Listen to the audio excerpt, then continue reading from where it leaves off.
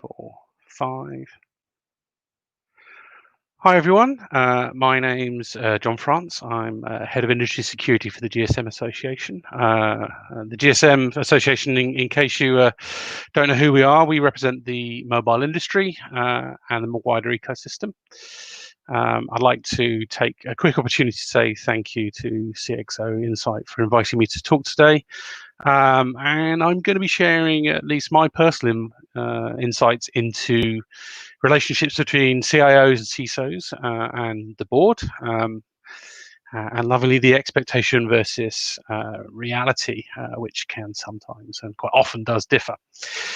In my role, I come across quite a lot of CIOs and a lot of CISOs, and in my career history, I've also looked after enterprise IT on a global footing, as well as now security for the industry.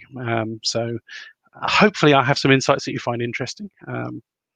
If not, feel free to ignore me. If you do have questions, do ask them in the chat session, and we should hope to be able to answer some of those. So, interestingly, boards are a strange dynamic, as I'm sure many of you are aware.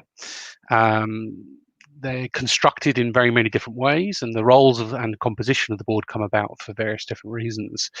I like to split them into sort of two types. One would be what I'm going to call the technocratic board, that understands technology, either the product line that their organization does either is technology or heavily relies on a technology component to deliver. So they tend to understand the world of IT. The others are more sort of collegiate boards that may or may not understand technology or have them as a product line. And the approaches to those can differ somewhat. But it's important to note that no two boards are the same. First of all, being a CIO or a CISO is how do you get a seat at the board?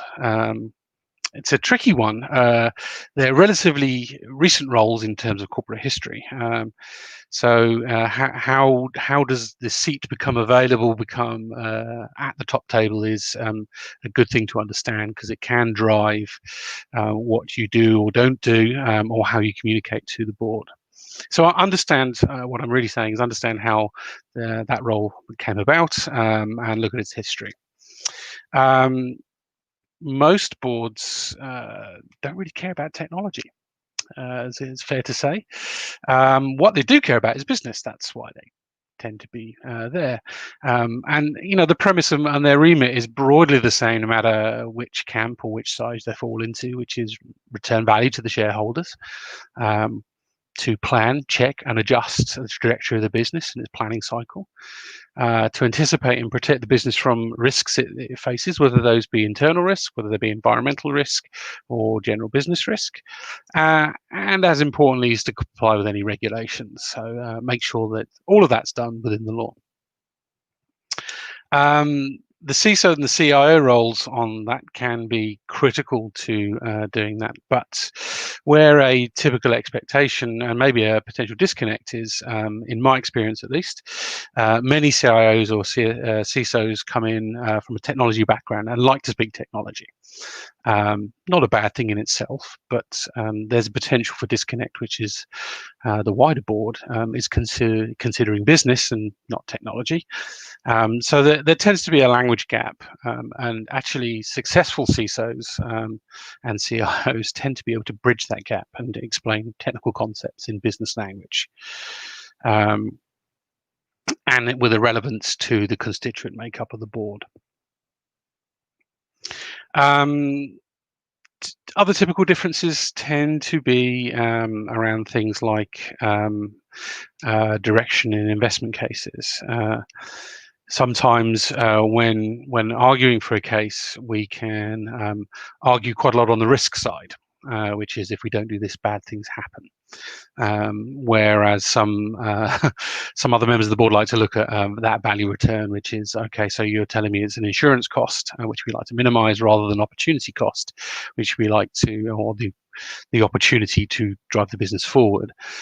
So try and couch language in terms of opportunity for better business, rather than as an insurance cost of the business.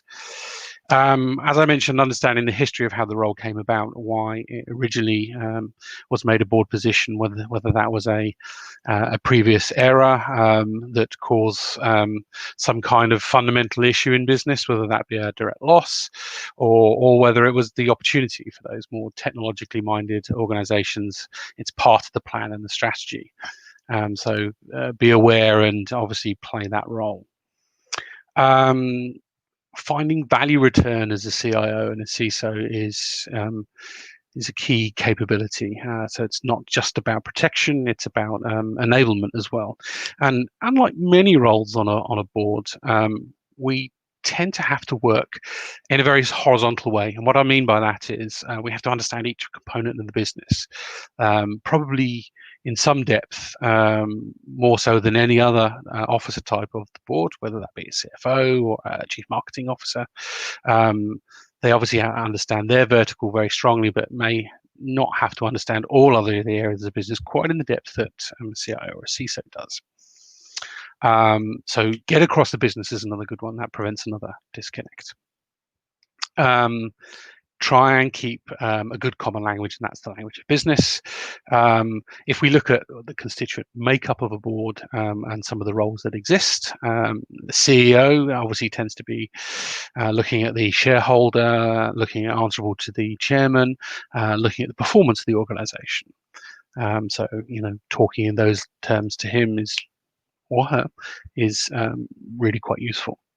The CFO is obviously concerned with money. That's the key perception. But actually, more importantly, they tend to look at things like risk. They understand risk a lot. A lot of those CFO roles have the sort of the GRC, government regulatory and conformance type issues sitting within that role. So you can talk to that language to those. The chief marketing officer is looking after, in essence, market addressability, the customer.